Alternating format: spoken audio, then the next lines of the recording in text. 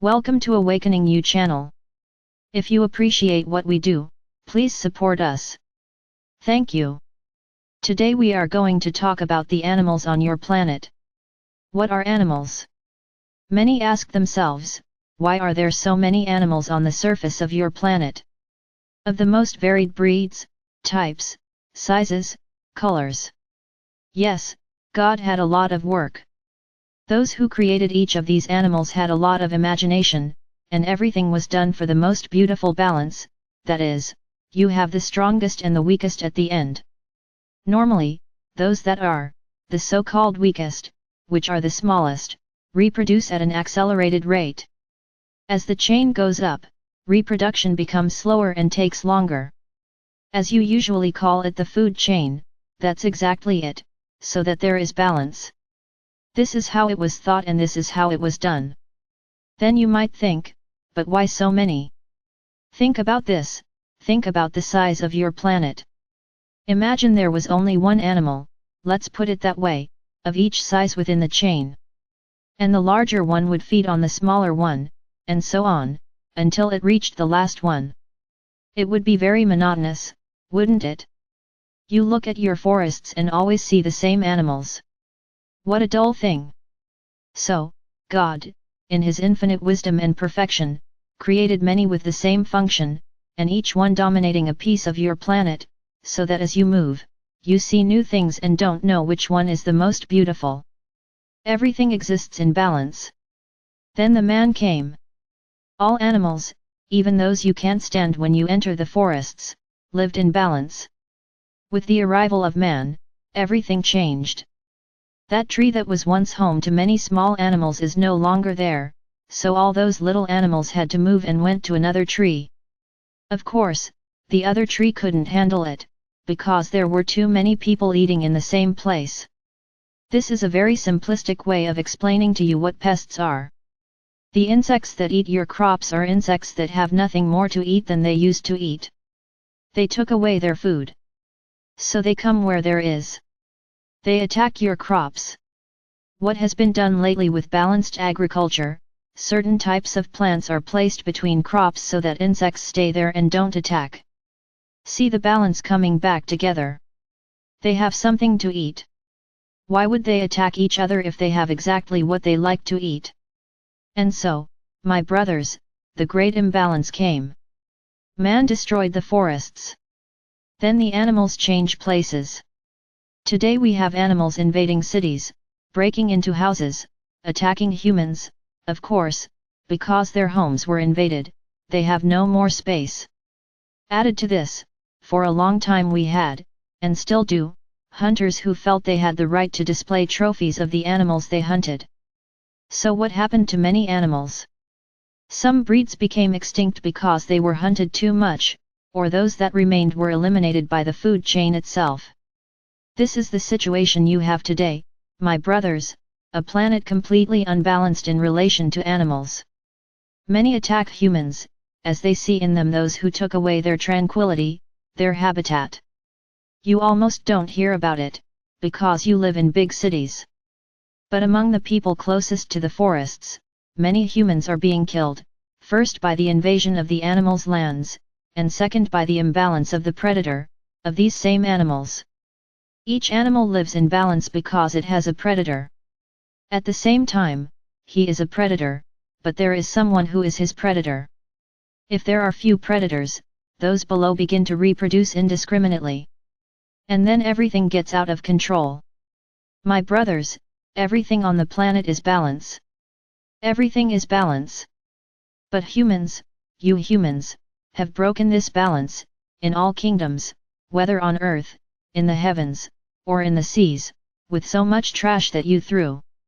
Today you see animals dying with a lot of garbage inside them. You have no idea how dirty the bottom of your oceans are. You only see the surface. If you could see the bottom, you would be horrified. Now let's talk about another class of animals, those that allow themselves to be domesticated. Each human, each family, who approaches an animal, who takes it to raise, creates a link of light with that animal. A bond of love. It's as if he became, energetically speaking, part of your family. For us, this is how we see you, as part of your family, because you brought them into your homes, to give them love, care, affection, food, everything as if you were a member of the family. So he's part of the family. Domestic animals often come close to you to calm you, to keep you company, to bring joy. And many, the vast majority of you, recognize this, and treat them exactly like family. They suffer when they lose them. They are sad, because they feel as if they were someone of blood who has left. This for us, my brothers, is beautiful. When this happens, a whole legion of angels and beings of light applaud you, because it is the purest demonstration of love that you can give for a living being, who does not speak, but who understands you better than anyone else. So, let's talk now about another side, those who think that domestic animals are to be trained to attack, to fight, to hate. In the vast majority of these cases, animals are a reflection of their owners.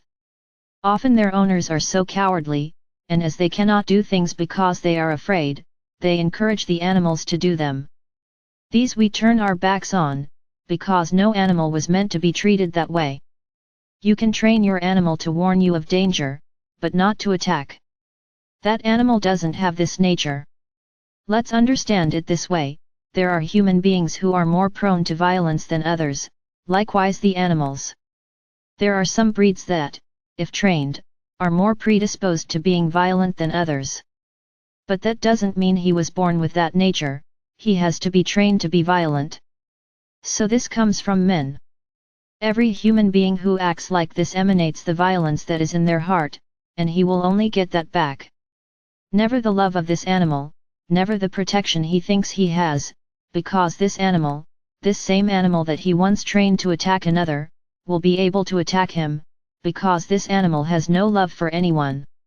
He doesn't even recognize the one who trains him, that feeds him. For him, he is just one of those many that he has to attack. There is another group. Those who think that animals are there to be mistreated and treated like animals, as they say. These are people who, for the most part, don't have love in their hearts. They think that there is just a piece of meat moving. Is nothing.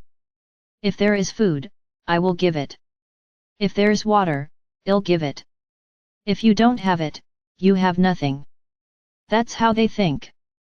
So I ask, why take the animal? For what? Let him live, even if he is released into the streets, because there at least he will have a destiny, perhaps a little better. You mistreat, they beat, when they get sick, throw it away. It's nothing, right? Then I can throw it away. It's rubbish. As I said, they think it's just something that walks. It is not a living being, it is an error of nature. Then I can throw it away. It's rubbish. Which, my brothers? Remember, I told you that when you pick up an animal you create a connection of light with them. Well, even if when you pick up that animal you don't have love for it, take just for the sake of taking, you have already created a connection with him. And by throwing him away, by mistreating him, you are doing this to someone in your family. And I can say that the consequences of this are not good, because you will reap what you are sowing. Don't think that because he is just something that walks, you won't have the consequences of your actions, quite the opposite, because these animals, they came for this purpose. So every mistreatment you do, this love that is within him is hurt, and this has a very big consequence. Many will say, "Ah, this is nonsense, it's just an animal." No, my brothers, he is not just an animal, he is a divine creation with a purpose, in fact with many purposes, the vast majority of which are to bring only good things. It is in your hands, my brothers, what you will do now. Every day I have given you some things to make you think. This is one of them. Review within your hearts, what feelings do you have for the animals in your home? What is the feeling? How cute is that little bird trapped in the cage? He is singing. Is he happy? No, he's singing his pain, his arrest. You don't understand what he sings, but he sings to the heavens, begging for his freedom. Animals that are mistreated in circuses, who are whipped to do what their owners want. For what? So that money comes in at the expense of the animal's suffering? What a great way to make money! Some zoos confine animals in tiny cells, only for humans to watch them. What an absurd thing! It's my brothers, you have a lot to learn. You, within the chain of living beings on the planet, are the beings with the highest mental capacity, but they are as animals as the others. You were endowed with intelligence and rationality, but you forget that everyone else has the same rights as you, that you do not own this planet. Stop and think, my brothers. How do you see animals? The world is changing. Everything is changing. What do you think will become of animals in the new world? I guarantee you the following: they will once again have the balance they once had on this planet, and woe betide you who do anything against them. I am Archangel Michael. I'm bringing a lot of stuff for you to think about, for you to change your thoughts, your ideas, their ways of acting. We still have a little time, not much, but we have it. So do a mea culpa, and see where you can change in relation to this issue.